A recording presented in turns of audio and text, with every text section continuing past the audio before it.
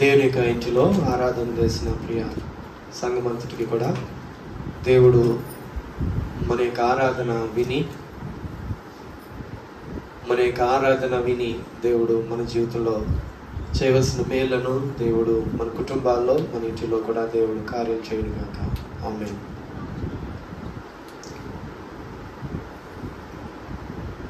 మొట్టమొదటిగా దేవుని యొక్క సన్నిధిలో చేరి ఆరాధించిన ప్రియ సంఘానికి చక్కగా మీ యొక్క తలంపులను దేవుని సన్నిధిలో ఆరాధనలో పెడుతూ వచ్చారు.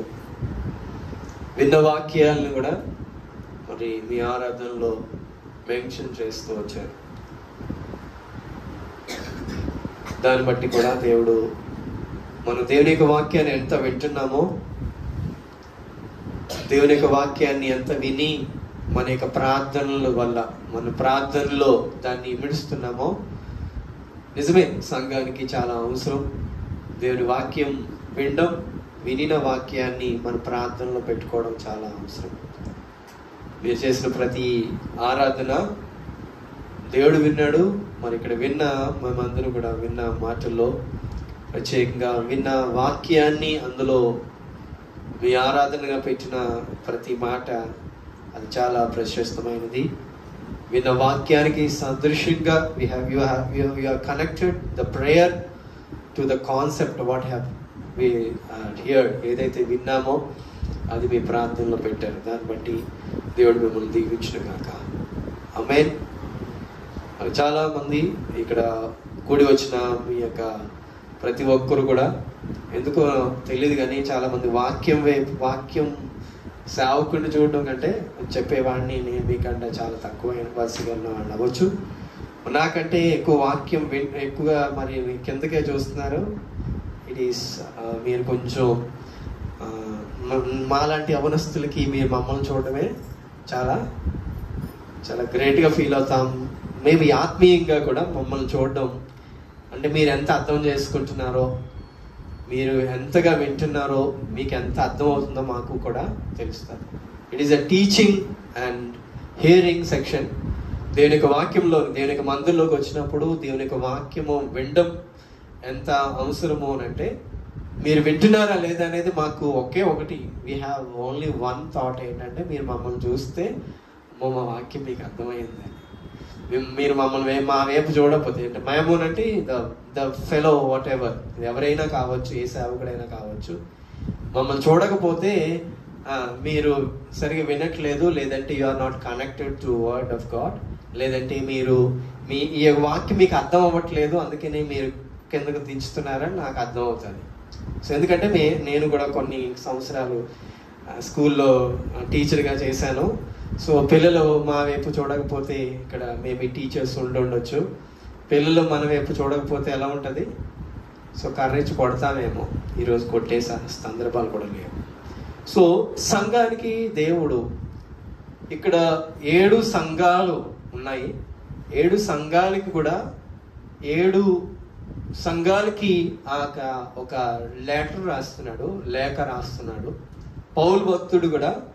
ఈ యొక్క కొత్త నిబంధనలో ఆయన లేఖలు రాస్తూ ఉన్నాడు. పౌలు భక్తుడు ఎప్పుడు లేఖ రాస్తాడు? సంఘంతో ఉన్నప్పుడా, సంఘంతో బయటకు వచ్చినప్పుడా? చెప్పండి. చాలా మిమ్మల్ని అప్రిషియేట్ చేయవచ్చు, చక్కగా మాట్లాడుతున్నారు.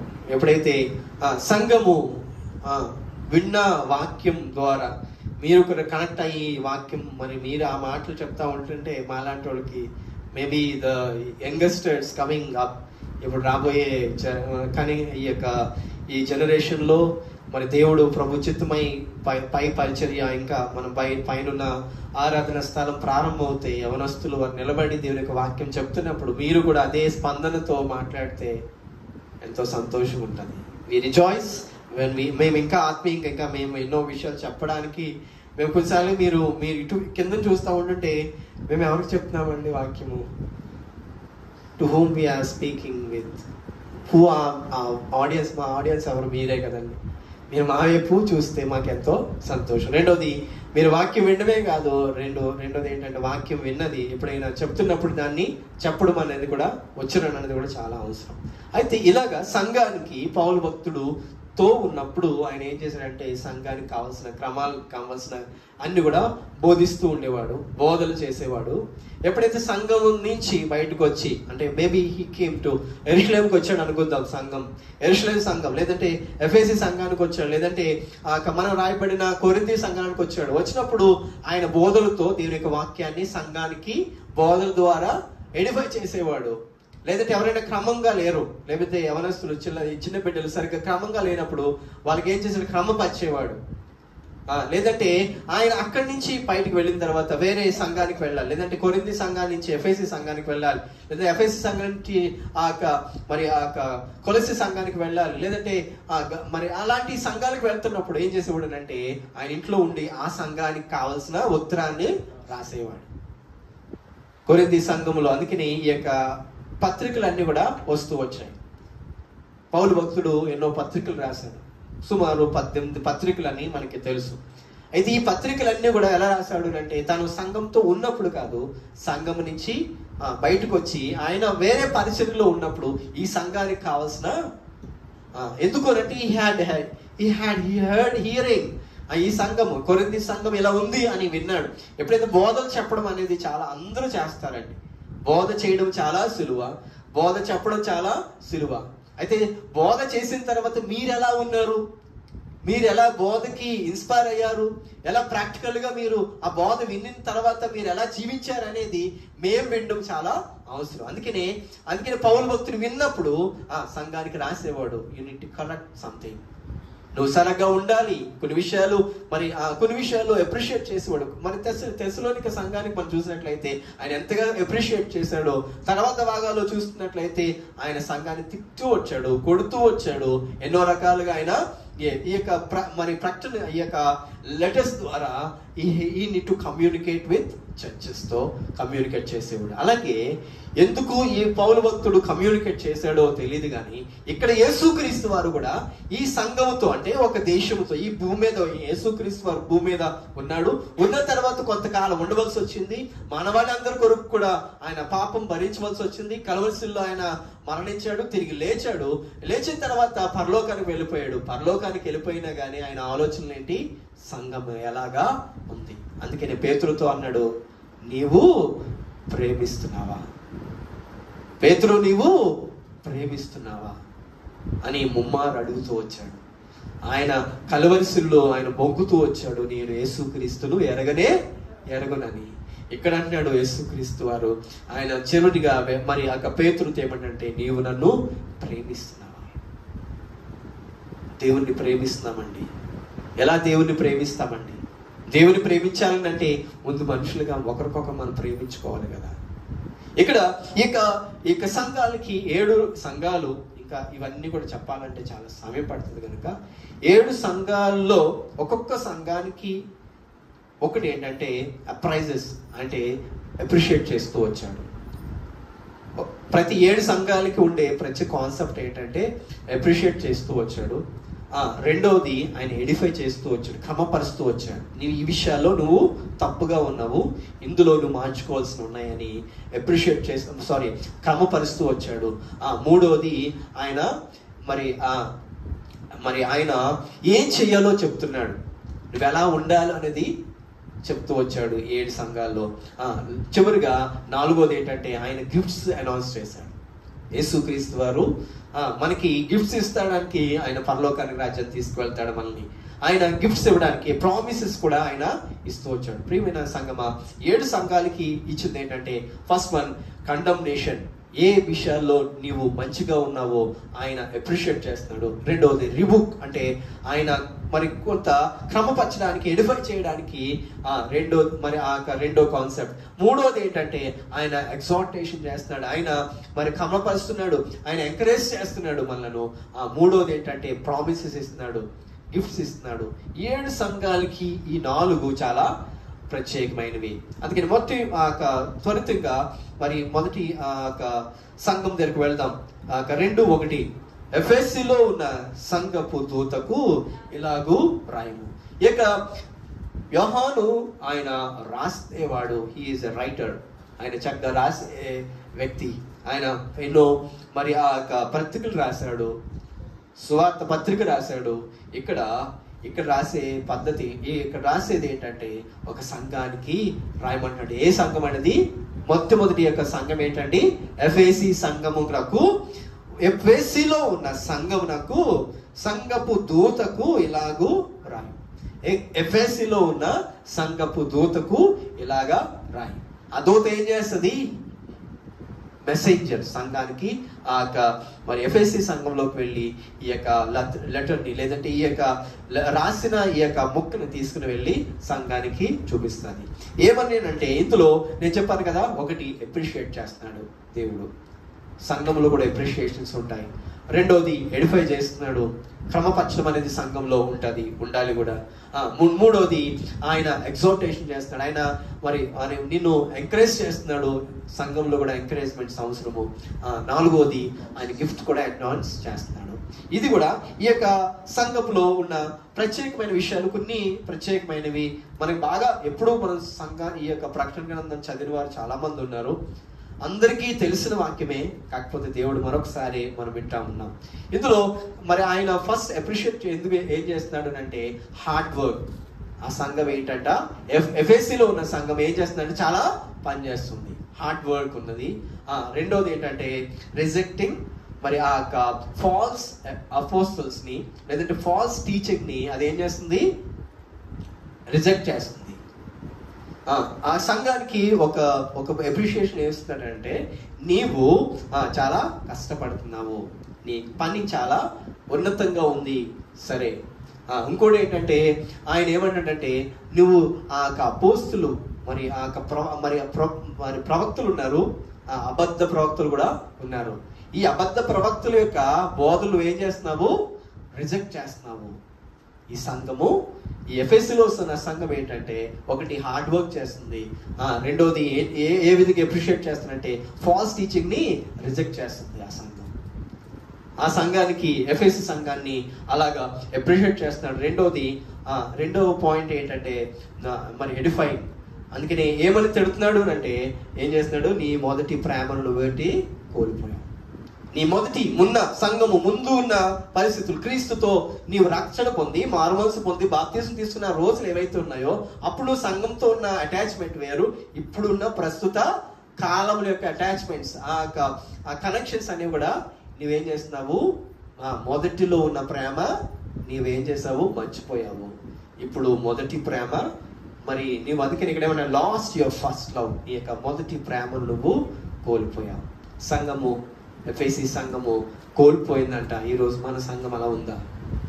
రెండోది ఎగ్జార్టేషన్. ఆయన ఎంకరేజ్మెంట్ ఏం చేస్తారంటే రిటర్న్ టు ఇట్స్ ఇనిషియల్, మరి ఉన్న స్థితి, అంటే ముందుగా ఉన్న నీ ప్రేమ ఏదైతే ఉందో, మొట్టమొదటిగా నీవు నీ పనిని ఎంతకైతే మంచిగా చేస్తూ వచ్చావో, నీ యొక్క ఫాల్స్ టీచింగ్ నువ్వు ఎలాగైతే రిజెక్ట్ చేస్తూ వచ్చావో అదే స్థితిలోనికి మళ్ళీ తిరిగి రమ్మని ఆ దేవుడు ఆ ఎఫెసీ సంఘానికి రాయమని చెప్పాడు.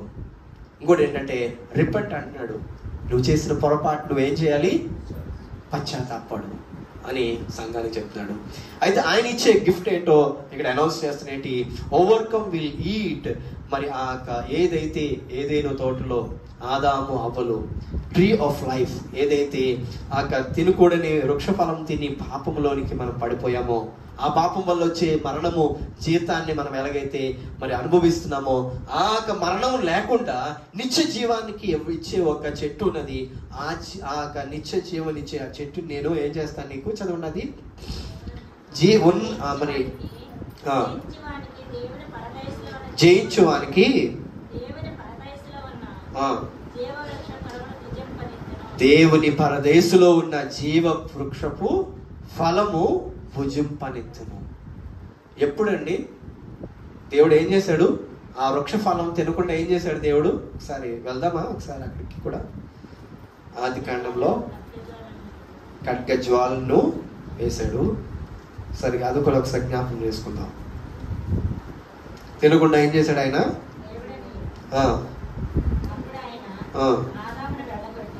ఆదామును వెళ్ళగొట్టి ఏదేను తోటకు తూర్పు దిక్కున కెరూబులను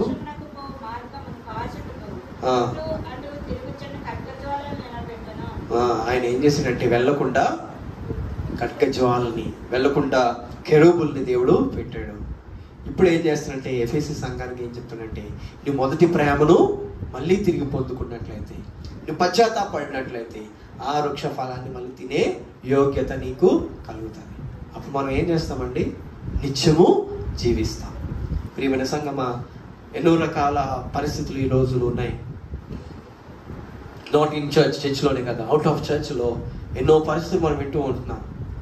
ఎన్నో వైరల్స్ వీడియోస్ మనం వింటూ వస్తున్నాం, చూస్తూ వస్తున్నాం. అవన్నీ కూడా క్రైస్తవ జీవితానికి, మరి ఆ పరిశుద్ధ జీవితానికి, విశ్వాస జీవితాన్ని మనము అది బ్రేక్ చేయడానికి చూస్తున్నాయి. లోకంలో ఎన్నో చూస్తూ ఉన్నాం. ఎన్నో రకాల వైరల్ వీడియోస్ మనల్ని ఏం చేస్తున్నాయంటే మన ఆత్మీయ జీవితాన్ని చెడగొడుతుంది, విశ్వాస జీవితానికి చెడగొడుతుంది. దేవుని కొరకు మన సిద్ధపాటు అది మనం బ్రేక్ చేసి, నిజంగా మనం అవన్నీ వీడియోస్, అవన్నీ పరిస్థితులు మనం చూసినప్పుడు నిజంగా ఏంటి మన జీవితము? నిజంగా పరిశుద్ధత అనేది ఉందా? నిజంగా దేవుడు అనేవాడు ఉన్నాడా? నిజంగా దేవుని దగ్గర మనం వెళ్తామా? నిజంగా ఇక్కడ వాక్యం రాయబడింది, ప్రతి నేత్రం ఆయన చూసినట్టే నిజంగా మనం చూస్తామనే విశ్వాసం కోల్పోతామండి. ప్రియమైన సంఘానికి నేను ప్రాధీనపడి చెప్పేది ఏంటంటే, ఇలాంటి వీడియోస్ని, ఇలాంటి పరిస్థితుల్ని మనం ఎప్పుడు కూడా ఎక్కువగా చూడొద్దు. అవి మన విశ్వాసాన్ని కోల్పోయేటట్లుగా చేస్తుంది. It breaks spiritual internship. మన దేవునితో ఉండే దేవునితో ఉండే సంబంధాన్ని తెప్పేస్తాయి వీడియోల్ని, అటువంటి పరిస్థితుల్ని. ఈ ఆన్లైన్లో, ఈ యొక్క ప్లాట్ఫామ్స్లో వచ్చే, ఈ యొక్క సోషల్ మీడియాలో వచ్చేవి ఏటిని కూడా మీరు వినొద్దు, చూడొద్దు, ఎక్కువగా దాని మీద ఆలోచించొద్దు. అయితే ఇక్కడ సంఘానికి ఏం చెప్తుందంటే, ముందున్న ప్రేమ కోల్పోవడానికి శత్రువైన సాతాను ఎన్నో మనలను గలిబిలి చేయడానికి చూస్తూ ఉంటుంది. అందుకనే నువ్వు ఏం చేయాలంటే, మళ్ళీ తిరిగి నువ్వు మారు మనసు పొందు, నువ్వు ముందున్న స్థితిలోనికి నువ్వు మళ్ళీ రమ్మని ఎంకరేజ్ చేస్తున్నాడు యేసుక్రీస్తు వారు. అయితే ఒకవేళ నువ్వు ఇలా వచ్చినట్లయితే నీకేమి ఇవ్వబడుతుంది? జీవ వృక్ష ఫలము నీకు భుజింపనిత్తును అని ఈ యొక్క ఎఫెసీ సంఘానికి చెప్తున్నాడు. రెండో సంఘం స్మరణ సంఘం. స్మరణలో ఉన్న సంఘపు దూతకు ఇలాగూ ప్రాయము. ఏమని రాస్తున్నాడంటే, ఏమి ఇక్కడ మీరు ప్రత్యేకంగా ఈ యొక్క వర్స్ 8 నుంచి వర్స్ 11 వరకు చూసినట్లయితే ఇక్కడ ఈ సంఘాన్ని తిట్టే సందర్భాలు లేవండి. ముందున్న సంఘానికి అయితే ఏమంటాడంటే, నువ్వు మొదటి ప్రేమను నువ్వు కోల్పోయావు. ఈ యొక్క సంఘం ఒకసారి 8 చదవండి. 8 ప్లీజ్ 8 చదవండి. స్మరణలో ఉన్న సంఘపు దూతకు ఇలాగూ. ఈ స్మరణ అంటే ఈ యొక్క సంఘం ఏదైతే ఉందో, ఈ సంఘానికి ఇక్కడ మీరు చదివినట్లయితే మరి ఏ రకమైన ఎడిఫికేషన్, మీరు మార్చుకోవాల్సిన విషయాలు ఏమి కూడా ఇక్కడ చెప్పట్లేదండి. నీవు ఈ విషయంలో తప్పు ఇందులో ఉంది అనే విషయం ఎక్కడా కూడా సంఘానికి తప్పు చూపించట్లేదండి. అంటే మన సంఘం ఎలా ఉండాలండి? స్మరణలో ఉన్న సంఘంలాగా మన సంఘాలు తయారవ్వాలి. అయితే ఇక్కడ ఈ సంఘానికి చెప్తున్న మాటలు ఒకసారి చూద్దాము. ఎంజూర్స్ పెర్సిక్యూషన్. ఈ సంఘము పరిస్థితులు ఎలా ఉన్నాయంటే, ఎక్కువగా ఏమొచ్చాయంటే, ఆ సంఘంలో ఉండే పరిస్థితులు ఎలా ఉన్నాయంటే, అందరూ కూడా వాళ్ళని కొడుతూ వచ్చారు, తిడుతూ వచ్చారు. మరి సువార్త ప్రకటిస్తున్నప్పుడు ఇది ఆదిమ సంఘముగా మనము గుర్తించవచ్చు. నేను ఎందుకు ఈ యొక్క ప్రతిమని నేను చెప్తున్నాను అంటే, ద ఏజెస్ పీరియడ్స్ అంటే ఈ యొక్క ప్రతిమ అంతా కూడా ఎవరిని సూచిస్తుందంటే, ఆ రాజుల కాలాలను చూపిస్తుంది, ఆ సీజన్స్ ని, పీరియడ్స్ ని కూడా చూపిస్తుంది. పీరియడ్స్ అంటే మనం చూసినట్లయితే మరి యేసుక్రీస్తు పూర్వము, మరి యేసుక్రీస్తు తర్వాత మనము మరి ఏమని పిలుస్తాము? BC ADగా పిలుస్తాము. బిఫోర్ క్రైస్ట్ యేసుక్రీస్తు రాక మునుపు, ఆఫ్టర్ క్రైస్ట్ మన యేసుక్రీస్తు వచ్చిన తర్వాత, ఈ చరిత్ర అంతా కూడా ఇదంతా కూడా చూసినట్లయితే కొన్ని పీరియడ్స్ కి, అంటే కొన్ని ఏజెస్ కి మరి రాజులు ఉన్నారు. మరి నెబుకద్నెజర్ రాజు ఎలాగైతే ఉన్నాడో, మనకు బాగా తెలిసిన రాజు ఉన్నాడు. ఎవరినండి? Alexander the king. అలెగ్జాండర్ రాజు వచ్చినప్పుడు మనందరికీ చరిత్రలో చదువుతూ వచ్చాము. ఆ తర్వాత రోమన్ కింగ్, రోమన్ ఎంపైర్ లేదంటే రోమన్ రాజ్యం వచ్చినప్పుడు ఈ యొక్క పరిస్థితులన్నీ కూడా దేశంలో మారుతూ వచ్చాయి.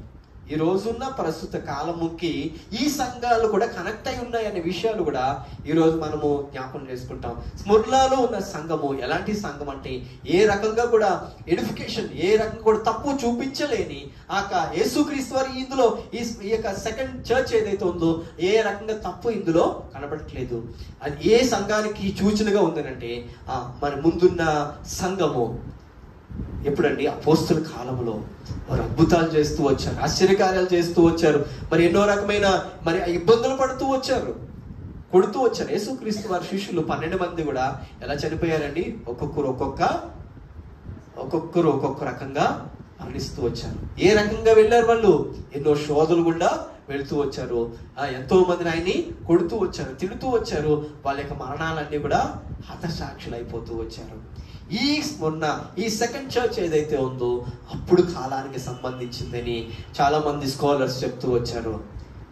సంఘము ముందునే సంఘము ఒకటి ఎఫ్ఎస్సి అయితే, తర్వాత సెకండ్ చర్చి స్ముర్నా అయితే, ఈ చర్చ్కి ఉన్నది ఏంటంటే చదవండి, ఈ చర్చ్లో ఉండే ప్రత్యేకతలు ఏంటి? 9 చదవండి. 9 నీ శ్రమను దరిద్రతను నేను ఎరిగిను, అయినను నువ్వు చాలా సార్లుగా మనం ఆలోచించవలసింది ఏంటంటే మన దరిద్రత అంటే మన జీవితంలో ఎన్నో శోధనలు అన్నీ కూడా మనం దరిద్రం అనుకుంటాం, కానీ దేవుడు దాన్ని ఎలా చూస్తున్నాడు? అయినను నీవు ఏంటి, ఇక్కడ ఏమని ఉంది? ఇక్కడ ధనవంతుడివే. గాడ్ సీయింగ్, నిన్ను దేవుడు చూసే రీతి డిఫరెంట్గా ఉంటుందండి. మనుషులు నిన్ను ఎలా చూస్తారంటే ఒక కారు వేసుకొని మంచి వస్త్రాలు వేసుకొని చక్కగా ఉంటే నిన్ను మనుషులు చూసే విధానాలు వేరు. కానీ దేవుడు మనల్ని చూసేది, మనం ఎంత దరిద్రులమైనా కానీ దేవుడు మనల్ని ఎలాగంటున్నాడు? నీవు అయినను ధనవంతుడివే. ఆ సంఘము ఎంతో దరిద్రంలోకి వెళ్తుంది. ఆ సంఘము ఎన్నో రకమైన ప్రాబ్లమ్స్లోకి వెళ్తుంది. హతశాస్త్రులు అయిపోతున్న ఆ రోజుల్లో ఎంతో సంఘం అంతా కూడా ఎన్నో మరి కోపాలతో, క్షాపాలతో, ఎన్నో రకమైన సంఘము మా ప్రభుత్వాలతో మరి ఎన్నో రకమైన శిక్షలు ఇబ్బంది పడుతూ వస్తుంది. అటువంటి సంఘంతో ఏమన్నంటే నీవు దరిద్రుడివే కానీ దరిద్రుడుగా కనపడుతున్నా కానీ నువ్వు ధనవంతుడివే. ఇంకోటి ఏంటంటే ఇది అప్రిషియేట్ చేస్తుంది. రెండోది కూడా ఏం చేస్తుందంటే remain faithful even to the point of death. నువ్వు మరణం వరకు నువ్వేం చేయాలి? నమ్మకంగా ఉండమని ఈ సంఘానికి చెప్తున్నాడు. అంటే ఈ సంఘము ఎలాంటి సంఘం అంటే మరణం వరకు నమ్మకంగా ఉండు. ఇంకా తను ఏం చేస్తున్నాడంటే ఎంకరేజ్ చేస్తున్నాడు యేసుక్రీస్తు వారు. మన సంఘాన్ని ఎంకరేజ్ చేయడం చాలా అవసరం. ఈ సంఘము ఒకటి అది ఎంతో దరిద్రంలో ఉన్నది, కానీ అది దేవుడు చూసేది ఆయన ధనవంతుడిగానే చూస్తున్నాడు. చాలా రకాల ప్రాబ్లమ్స్ మరి అక్కడ చదవండి ఒకసారి, ఆ సంఘం అంతా కూడా చదువుతాం, ఆ మాటలన్నీ కూడా చదువుతాం. శోధింపడినట్లు ప్రతి దినములో శ్రమ కలుగును, మరణం వరకు నమ్మకంగా ఉండము, నేను నీకు జీవ కిరీటము. ఇందులో మూడే అండి. ఒకటి దేవుడు అప్రిషియేట్ చేస్తున్నాడు, రెండోది ఎంకరేజ్ చేస్తున్నాడు, మూడోది గిఫ్ట్ అనౌన్స్ చేస్తున్నాడు. ఏంటంటే ఏంటి ఇచ్చాడు ఇక్కడ? ఈ సంఘానికి ఏమి ఇచ్చాడండి? జీవ కిరీటము ఇస్తున్నాడు. ఇది మొదటి సంఘాల్లో ఉండే పరిస్థితులు. ఈరోజు మనము కూడా అటువంటి పరిస్థితుల్లో ఉండమని దేవుడు కోరుకున్నాడు. మరి మూడో సంఘం మనం చూసినట్లయితే చదవండి. రాయము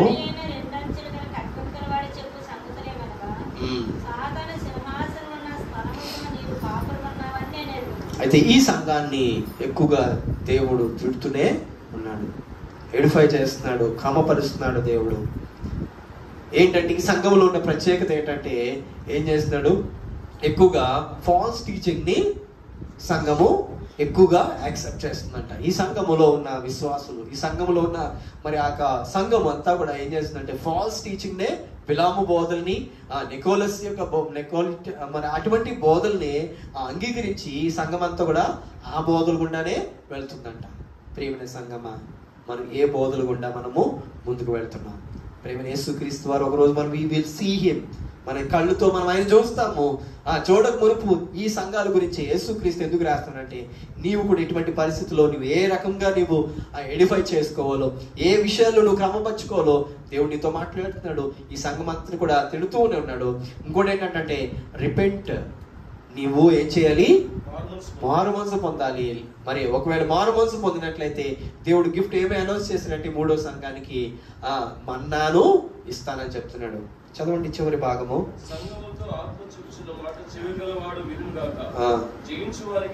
జయించు వానికి మరుగై ఉన్న మన్నాను భుజం. మరి ఇశ్రాయేలు ప్రజలు నేను ఏం తిన్నారండి? 40 సంవత్సరాలు వారు ఏదైనా వారు వండుకొని తిన్నారండి? లేదు. ఏదైనా వెళ్తున్నప్పుడు పంటలు వచ్చే పంటని వారు సేజ్ చేసుకొని తిన్నారా? లేదండి. వారు పరలోకం నుండి, అంటే పరలోకంలో ఎవరు తిన్నారు ఈ ఆహారము? అందుకని కీర్తనకారుడు రాస్తాడు, దేవదూతుల ఆహారము నరులు భుజించారంట. ఈ యొక్క 40 సంవత్సరాల ఈ యొక్క ప్రయాణంలో వారు మన్నాను తిన్నారు. అయితే ఇక్కడ ఈ 3వ సంఘానికి నీవైతే నీ ఇష్టానుసారంగా జీవితాన్ని జీవిస్తున్నావు. మరి నీవు దేవుని యొక్క విషయంలో స్టే ట్రూత్ టు జీసస్. మరి దేవునితో నువ్వు బాగానే ఉన్నావు, కానీ నీవు అబద్ధ బోధలతో నీవు జీవితం అంతా కూడా గడుపుతున్నావు. నువ్వు మారితే నువ్వు మరి మరుగై ఉన్న మన్నాను నువ్వు భుజిస్తావు. 4వ సంఘాన్ని చూసినట్లయితే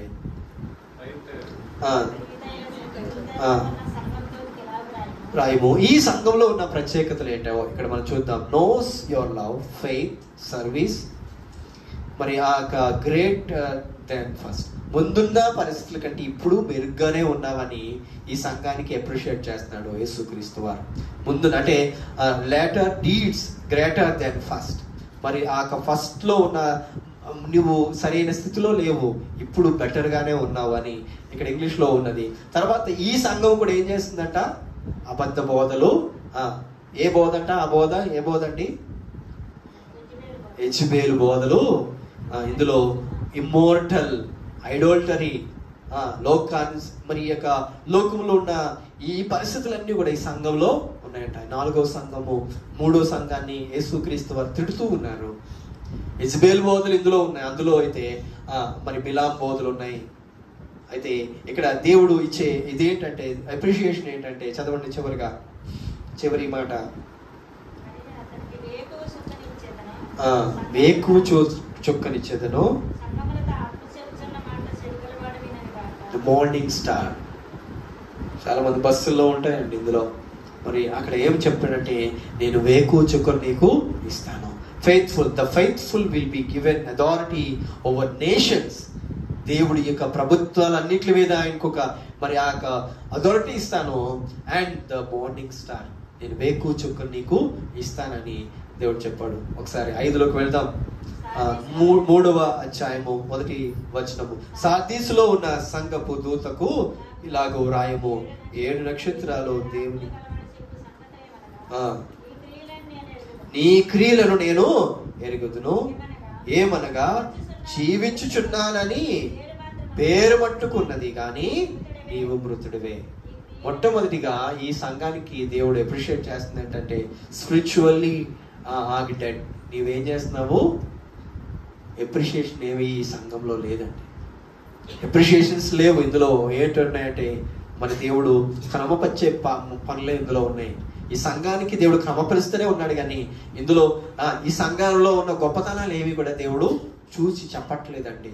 సార్దీసులో ఉన్న సంఘానికి ఏం చెప్తానంటే, స్పిరిచువల్లీ నీవు మృతుడిగా ఉన్నావు, కనిపిస్తున్నావు, నీ మొహం కనబడుతుంది, నీ శరీరం కనబడుతుంది, కదులుతున్నావు, అన్నీ బాగానే ఉన్నాయి, కానీ ఆత్మీయంగా నువ్వేమైపోయావు? చనిపోయావు. అందుకని ఇక్కడ ఏమన్నాడంటే, నీ జీవించుచున్నానన్న పేరు మట్టుకు ఉన్నది, కానీ నీవు మృతుడివే. మృతులు ఏం చేస్తారండి? ఏం చేయగలరండి? చనిపోయిన వాళ్ళు ఏమైనా చేయగలరా? ఏమీ చేయరు. బ్రతుకుంటే ఏదైనా. చాలా మంది నేనేం చేయలేనండి, నా జీవితం ఎందుకండి, చనిపోతే మంచిదని చాలా మంది అనుకుంటారు. చనిపోయి నువ్వేం చేయగలవు? ఏమీ చేయలేవు. బ్రతుకుండే మనము ఏదైనా సాధించాలి. చూడండి, 2వ సంఘము ఎన్ని కక్షలు, ఎన్నో నష్టాలు పడిన సంఘము, ఎంతో హతశాషులు అందులో ఉన్నారు. అలా మనం జీవించినట్లయితే 10 రోజులే ఉంటుందంట శ్రమ. తర్వాత జీవ కిరీటాన్ని దేవుడు ఇస్తానని ఆ సంఘానికి చెప్పాడు. ఈ సంఘానికి ఏమంటే నువ్వు జీవిస్తున్నావన్న పేరు ఉంది కానీ నువ్వు వృద్ధుడివి. తర్వాత ఇంకొక ఎగ్జార్టేషన్, వారికి ఎంకరేజ్మెంట్ ఏమిస్తుంటే wake up, strength and what remain and repent. నువ్వు ఏం చేయాలి? మళ్ళీ తిరిగి నువ్వు మారు మనసు పొందు. ఎందులో అంటే నువ్వు వేకప్. అందుకని ఏమన్నంటే పడుకున్నదేమో ఈ సంఘము, ఇంకా పడుకునే సందర్భంలోనే ఉందనేమో, మరి ఇంకా అటువంటి పరిస్థితుల్లోనే ఉందానికి. ఆ సంఘానికి ఏమంటే నీవు మరి మారు మనసు పొందితే ఏమని చెప్తానంటే ఏమిస్తానన్నాడు?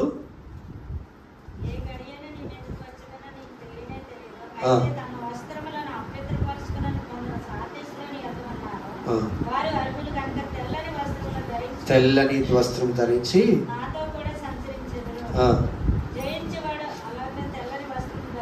ఈరోజు దేవుడు ఏమిస్తాడంటే తెల్లని వస్త్రము. Those who are faithful will be dressed in white. ఎవరైతే మరి ఈ యొక్క సంఘానికి చెప్తున్నాడో ఆ సంఘము ఒకవేళ జయించినట్లయితే ఏమిస్తాడట? తెల్లని. ఈ రోజుల్లో ఉన్న ఈ తెల్ల వస్త్రాల కొరకు మనం ఎన్నో ప్రయాసలు పడతా ఉంటాం, మంచి డ్రెస్ కలిగి ఉండాలని. అయితే ఈ యొక్క డ్రెస్సులకే మనం ఒక డ్రెస్ కొనాలంటే చాలా, ఒక క్లాత్ కొనాలంటే చాలా ఖరీదు. దేవుడు పరలోకంలో ఇచ్చే ఆ డ్రెస్ ఏదైతే ఉందో అది ఏమిస్తాడట? తెల్లని వస్త్రం ఇస్తాడట. ఆ వస్త్రంలో ఏదైనా పాపం ఉంటుందా? ఇక్కడ ఏమంటారంటే మీ యొక్క వస్త్రాలు మీరు ఏం చేసుకోవాలి? ఉతుక్కొని. అందుకని ఈ యొక్క కష్టాల్లో ఉన్నవా ఈ యొక్క ప్రకటన గ్రంథంలో రాయబడి ఉంటుందండి, వీరి యొక్క వస్త్రాలను ఏం చేసుకున్నారు? తెలుపు చేసుకున్నారు. మనం ఈ భూమి మీద ఉన్నప్పుడల్లా మనం ఏం చేయాలంటే మన వస్త్రాలని తెలుపు చేసుకోవడానికి ప్రయాసపడాలా. మన యొక్క వస్త్రాలు తెలుపు చేసుకోవడానికి మన యొక్క భూమి మీద మనం ఎంతో ప్రయాసపడాలి. అందుకని ఒకసారి ప్రకటన గ్రంథం 7 కానీ 14 ఒకసారి చూస్తారా? అందులో నాకు ఆ రిఫరెన్స్ తెలియదు కానీ అక్కడ మరి వీరు ఎక్కడి నుంచి వచ్చారు అని అక్కడ రాయబడి, చదవండి. నీకే తెలియననగా ఇలాగ నాతో చెప్పాను, మహాశ్రమ నుంచి వచ్చిన వారు గొర్రె పిల్ల రక్తంలో తమ వస్త్రములను ఉతుక్కొని వాటిని తెలుపు చేసుకోవడం చాలా భూమి మీద చాలా చాలా ప్రయాసపడాలి. కానీ పరలోకంలోకి వెళ్ళిపోతే మనం ఈ సంఘ దూతులాగా, మనం ఈ సంఘం లాగా, సార్దీస్ లాగా ఒకవేళ చచ్చిన వ్యక్తులుగా ఉన్నట్లయితే, మనం మారు మనసు పొందినట్లయితే దేవుడు ఏం చేస్తాడు? డైరెక్ట్ గా ఆ తెల్లని వస్త్రాన్ని మనకి ఇస్తాడంట. 6వ సంఘం ఫిలదెల్ఫియాలో ఉన్న సంఘపు దూతకు ఇలాగ రాయము. ఈ సంఘంలో ఉండే క్వాలిటీస్ ఏంటంటే కీప్స్ గాడ్స్ వర్డ్. దేవుని యొక్క వాక్యాన్ని చాలా జాగ్రత్తగా వింటదంట. రెండోది did not డినే his names have little strength. మరి ఆ దేవుని యొక్క నామాన్ని ఏ రకంగా కూడా తక్కువ అంచనా వేయదంట ఈ సంఘము. అయితే దేవుడు ఇలాగా అప్రిషియేట్ చేస్తున్నాడు. రెండోది దేవుడు ఈ సంఘాన్ని కూడా ఏ రకంగా కూడా తిడుతున్నట్టుగా, ఈ విషయాల్లో నువ్వు తప్పులు చూపించినట్టుగా కూడా ఈ సంఘానికి, ఫస్ట్ సంఘం ఏంటండి? 2వ సంఘము ఏ సంఘం? అది స్మరణలో ఉన్న సంఘము. ఈ యొక్క 6వ సంఘాన్ని కూడా దేవుడు తిట్టట్లేదు. ఏ రకంగా కూడా ఆయన ఈ క్రమం పరుచుకో అని చెప్పట్లేదు. ఈ సంఘానికి ఏమంటాడంటే దేవుడు ఏమంటాడంటే ఇక్కడ జయించు వారిని ఆలయంలో ఒక స్తంభముగా చేస్తున్నట్ట. ప్రియమైన సంఘమా, ఒకసారి ఆలోచించండి. మనం ఆత్మీయమైన విషయాల్లో క్రమం పరుచుకున్నట్లయితే, లోక సమమైన వాటిని విడిచి ఆత్మ సమమైన విషయాల్లో మనము ఎక్కువగా దేవుని కొరకు మనం ఆచరిత పడినట్లయితే, సంఘము చేసే పనులు ఇవి. మనం దేవుని కొరకు క్రమపరుచుకున్నామంటే దేవుని రాజ్యం ఒకరోజు యేసుక్రీస్తు వారిని ఒకరోజు చూసినప్పుడు ఎలా జీవించాలో ఈ లోకంలో జీవించడానికి సంఘం నేర్పిస్తుంది. దేవుడు అన్నాడు దేవుని ఆలయంలోనే, అంటే పరలోకంలో కూడా ఏముంది? దేవుని యొక్క ఆలయం ఉంది. God's temple. They will be made pillars in God's temple. దేవుని యొక్క ఆలయంలో దేవుడు ఒక పిల్లర్గా దేవుడు చేస్తాడు. నిన్ను కూడా చేస్తాడు. నువ్వేం చేయాలంటే నువ్వు చేయవలసింది ఏంటంటే నీ యొక్క జీవితాన్ని ప్రభు కొరకు జీవించాలి, లోకం కొరకు కాదండి. మనం చాలాసార్లుగా మనం క్రైస్తవులమే మనము మన జీవితాన్ని భాగం చేస్తాము. వి డివైడెడ్. డివైడెడ్గా మనం జీవిస్తాము. ఒకటి కొంత ఏమో లోకాని కొరకు జీవిస్తాము, కొంత భాగము ప్రభు కొరకు జీవిస్తాం. అది కాదండి, సంపూర్ణంగా దేవుని కొరకు మన జీవితాన్ని సమర్పించినట్లయితే అప్పుడు దేవుడు పరలోకంలో కూడా ఒక టెంపుల్ ఉంది, దేవునికి ఆలయం ఉంది. అందుకని ఇక్కడ రాయబడుతూ వచ్చింది, ఫిలదెల్ఫియాస్ లో ఉన్న సంఘపు దూతకుల రాయము, అక్కడ ఒక దేవుని మందిరం ఉంది. ఆ మందిరంలో దేవుడు నిన్ను ఒక స్థిరపంగా దేవుడు he will make you as a pillar. ఎంత గొప్ప వైభవాన్ని దేవుడు సంఘానికి ఇస్తున్నాడు, సంఘం కొరకు ఎంత ఆలోచిస్తున్నాడు. అయితే చివరి సంఘము, మనం ఉన్న స్థితిలో మనం ఉన్న ఈ యొక్క ప్రతిమ చూసాము కదండి. ప్రతిమ కింద ఏముంది? 2 భాగాలు ఉన్నాయి.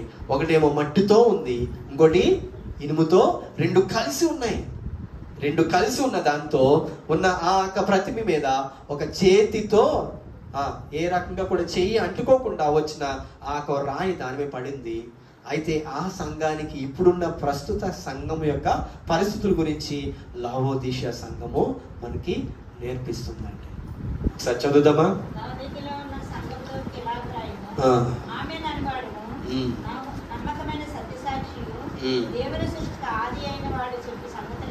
సంగతులు ఏమనగా, నీ క్రియలు నేను ఎరుగుతును, నువ్వు చల్లగానైనను వెచ్చగానైనను లేవు.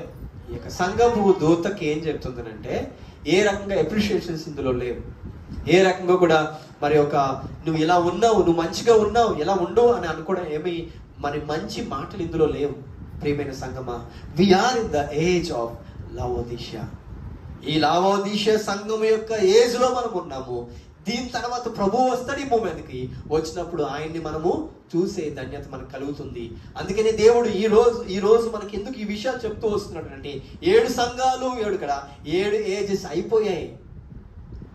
గోల్డెన్ ఏజ్ అయిపోయింది, సిల్వర్ ఏజ్ అయిపోయింది, బ్రాంజ్ ఏజ్ అయిపోయింది, ఐరన్ ఏజ్ అయిపోయింది. క్లే అండ్ ఐరన్ మిక్స్ తో ఉన్న ఏజ్ లో మనం ఉన్నామండి. చల్లగా లేవు నువ్వు, వెచ్చగా కూడా లేవు. సంఘానికి దేవుడు మొత్తుకుంటుంది ఏంటంటే, నువ్వు చల్లగా ఉన్నా మేబీ నేను మరొక రకంగా నేను చూద్దునేమో, నువ్వు వెచ్చగా ఉంటే మరొక రకంగా నేను చూద్దునేమో. నువ్వు ఎలా ఉన్నావు? నులువెచ్చని లూక్ వామ్ స్టేజ్. ఎప్పటి నుంచి వెళ్తాం? ఒక వాటర్ కూల్ అవుతుంది కదండి, తర్వాత వాటర్ ఏమవుతుంది, చాలా మరి బాగా వేడి చేస్తే బాగా బాయిల్ అయిపోయి వేడిగా ఉంటుంది. దాని మధ్య స్టేజ్ ఏంటండి? లూక్ వామ్. అది నులువెచ్చని స్థితి.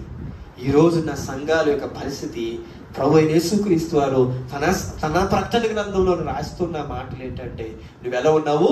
నులువెచ్చనిగా ఉన్నావు. గనుక ఏమంటున్నాడు?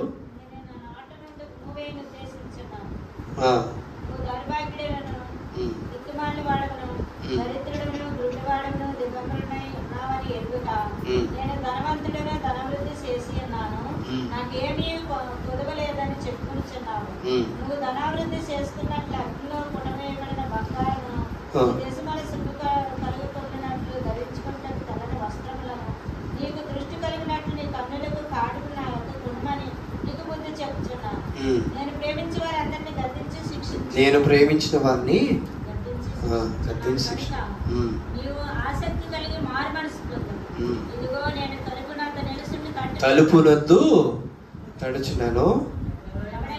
ఎవడైనా స్వరం విని తలుపు తీసిన వేళ నేను అతనికి వద్దకు వచ్చి అతనితో నేనును నాతో కూడా అతనును భోజనం చేదుము. నేను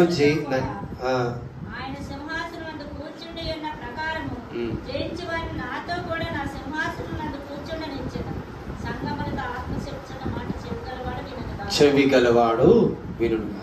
ఈ లావోదీషియా సంఘాన్ని ఉండే పరిస్థితులు, దెర్ ఇస్ నో అప్రిషియేషన్స్. ఈ సంఘానికి ఏ రకంగా అప్రిషియేషన్స్ రాయలేదు ఇందులో. దేవుడు క్రమపరిచే పరిస్థితులు మరి రాస్తున్నాడు. నువ్వు ఎలా ఉండాలంటే, నువ్వు ఎలా ఉన్నావు? నువ్వు వచ్చిన స్థితిలో ఉన్నావు.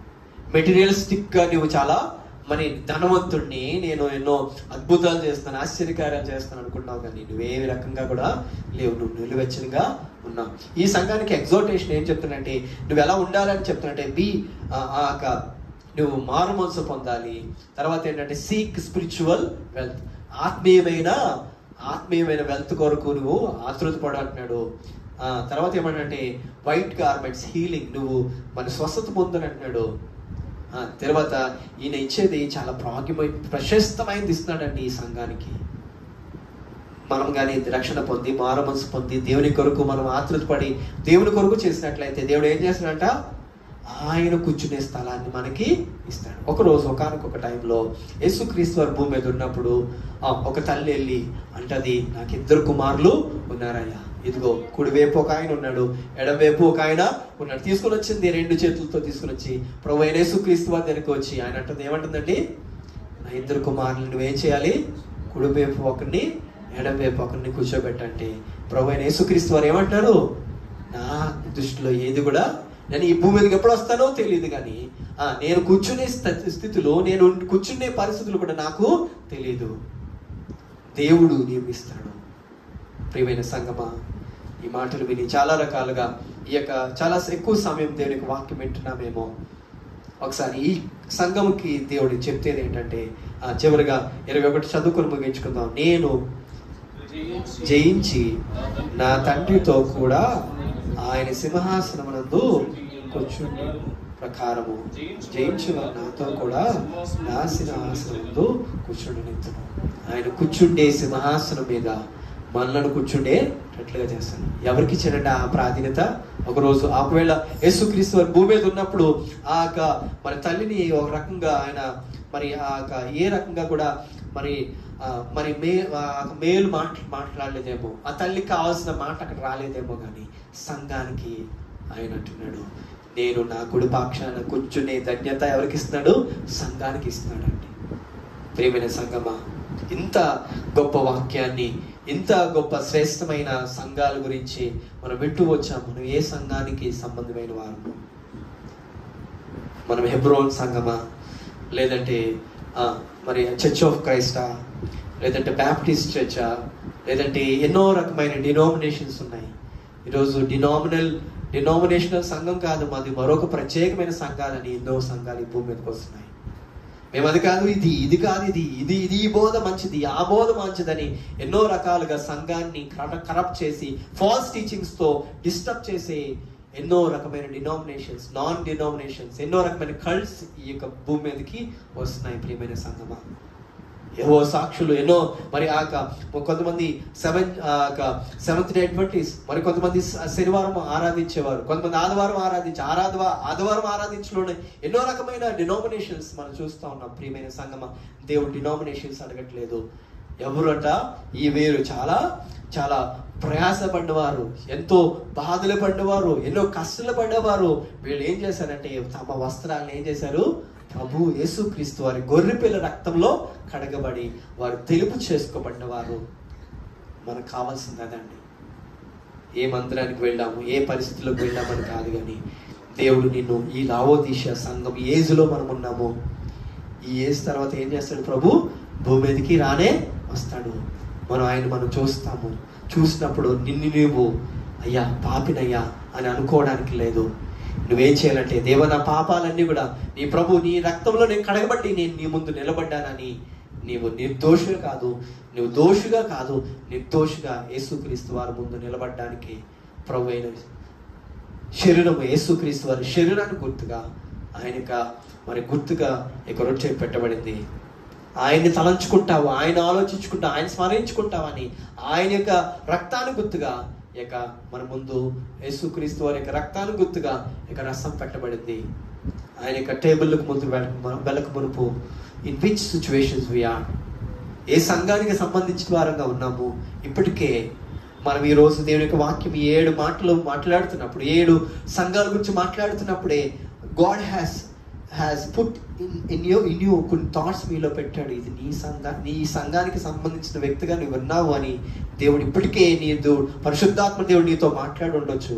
ప్రియమైన సంఘమా, దేవుని యొక్క బల్లకు ముందుకు వెళ్ళక మునుపు నువ్వు ఏ పరిస్థితుల్లో ఉన్నావు, ఏ సంఘానికి సంబంధించిన వ్యక్తిగా ఉన్నావో, ఈరోజు ఏ సంఘము కాదు, ప్రభువైన యేసుక్రీస్తు వారి యొక్క రక్తముగాలో కడగబడిన సంఘముగా, ఆయన యొక్క రక్తంలో కడగబడి, ఆ యొక్క గొర్రెపిల్ల రక్తంలో కడగబడి నీవు నీ యొక్క వస్త్రాన్ని తెలుగు చేసుకున్న వ్యక్తిగా నిలబడి యేసుక్రీస్తు వారి ముందు ఒకసారి మనం జ్ఞాపకం చేసుకుని కళ్ళు మూసుకుందాము.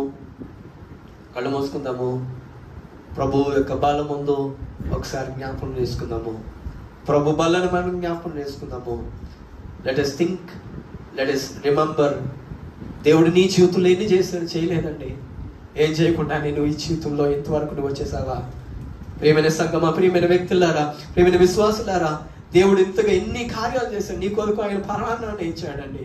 ఆయన నీ కొరకు తన యొక్క శరీరాన్ని ఆయన నీ కొరకు దారిపోసి ఆయన శరీరం అంతా కూడా నలగొట్టబడింది. యేసుక్రీస్తు వారు ఏం చేయలేదు, దేవుడు ఏం చేయలేదని నువ్వు అనుకుంటున్నావు. ఈ యొక్క మెటీరియలిస్టిక్ థింగ్స్ కోసం నువ్వు ఆలోచిస్తున్నావు. కానీ ఆత్మీయంగా నీ జీవితంలో దేవుడు నీకు రక్షణ ఇచ్చాడు, నీకు మారుమనసు ఇచ్చాడు, పశ్చాత్తాపం ఇచ్చాడు. ప్రభు బల దేవుడు నీకు ఇచ్చాడు. ప్రభుని ఆరాధించుకునే మందిరాన్ని దేవుడు ఇచ్చాడు. నీకు ఇంకేమి ఇవ్వాలి? ఒకవేళ నువ్వు తినకూడని సందర్భాల్లో, మరి పరిస్థితుల్లో దేవుడు లేని సందర్భాలు ఏమి నీకు ఇవ్వలేదే. ప్రతిరోజు దేవుడు నిన్ను మన్నాతో పోషిస్తే దేవుడే ఉన్నాడు. అటువంటి దేవుడు మనం ఆరాధిస్తున్నామండి. మన దేవుడు he's not a simple God. ఆయన ఏమి కూడా ఒక సింపుల్ గా పడేసే దేవుడు కాదండి. దేవుడు ఇంతగా నీ కొరకు దేవునికి వాక్యాన్ని ఇచ్చాడు. వాక్యం చదువు, వాక్యాన్ని అర్థం చేసుకో, వాక్యాన్ని విను, వాక్యానుసారంగా జీవించు. దేవుడు మేలు చేయకపోతే అప్పుడు అడుగు దేవుణ్ణి, అప్పుడు అడుగు సంఘాన్ని, అప్పుడు అడుగు సేవకుల్ని. This is time to remember our gods. యేసుక్రీస్తు వారికి శరీరాన్ని జ్ఞాపకం చేసుకునే సమయం వచ్చింది. దేవునికి వాక్యం విని దేవునికి బలంలోకి వెళ్దాం. నేను మీకు అప్పగించిన దాన్ని ప్రభువులో పొందితిని. ప్రభువైన యేసు తాను అప్పగింపబడిన రాత్రి ఒక రొట్టెను ఎత్తుకొని కృతజ్ఞతాస్తుతులు చెల్లించి దానిని విరిచి, ఇది మీ కొరకైన నా శరీరం, నన్ను జ్ఞాపకం చేసుకుంటే దీన్ని చేయడని చెప్పాను. ఆ ప్రకారమే భోజనమైన పిమ్మట ఆయన పాత్రను ఎత్తుకొని, ఈ పాత్ర నా రక్తం వల్ల అయిన కొత్త నిబంధన, మీరు దీనిలోని త్రాగినప్పుడల్లా నన్ను జ్ఞాపకం చేసుకుంటే దీన్ని చేయడని చెప్పాడు. ప్రభు బాల దగ్గరికి వెళ్దాం.